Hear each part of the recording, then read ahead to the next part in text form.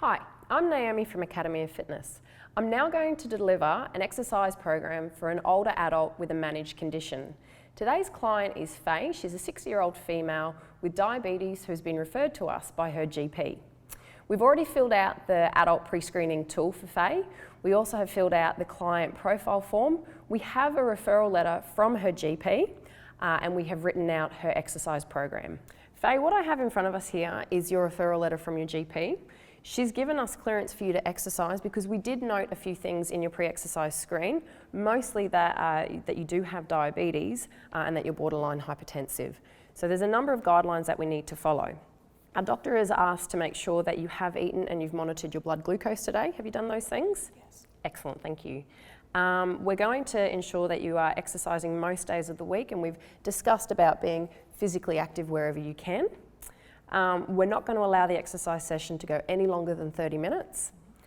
We are doing a moderate intensity cardio and resistance session, and part of that session needs to have an extended warm-up and an extended cool-down. So we'll do that for about 10 to 15 minutes. We also won't be doing any isometric contractions, so they're the contractions where you're holding a static position, and we won't be including any of those in the program.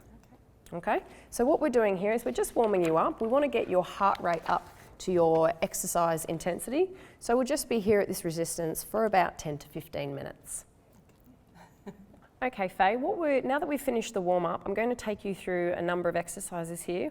We're doing some squats using the box behind us, a wall push-up, a resistance band row, some dips. We won't be doing the crunches today because we identified in your pre-exercise screen that you have got the herniated disc. We'll leave that exercise today and we'll focus on, in all your other exercises, bracing through your abdomen to provide that support for your lower back. Okay. So the first exercise we're doing is the squat. We're looking to try and get 15 repetitions.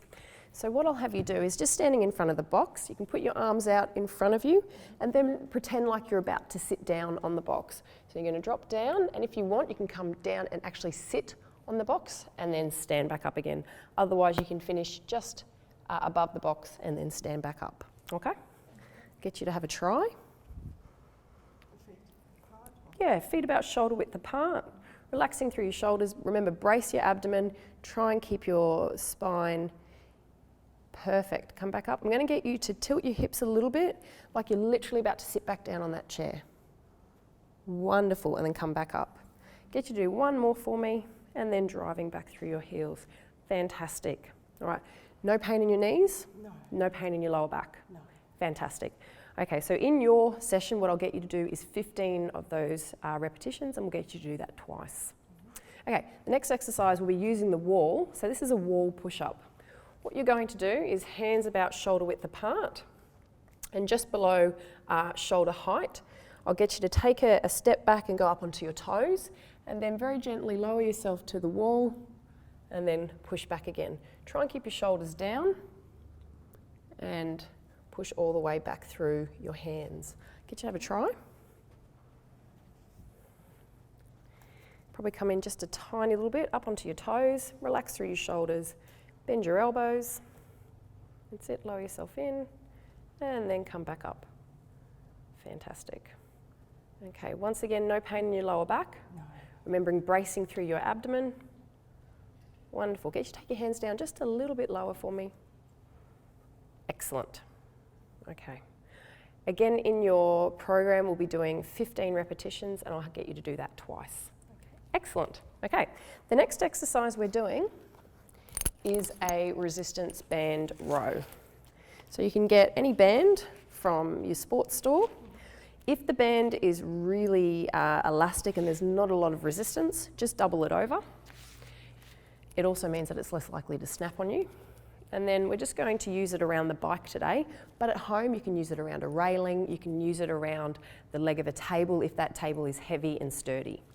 From here, feet shoulder width apart, slight bend in your knees, almost like you're in a semi-squat position. Relax through your shoulders, keep your elbows in close, and then you're pulling back. Okay, all the way back, and then trying to pull that band as far back as you can, remembering keeping your abdomen braced. There we go. So come in a little bit closer for me. Slight bend in your knees, brace your abdomen, shoulders down, slightly in back for me, Excellent. And just bring your hands up into that sort of position. Perfect, well done. Okay, you can feel that squeezing through your back? Yes. No pain? No.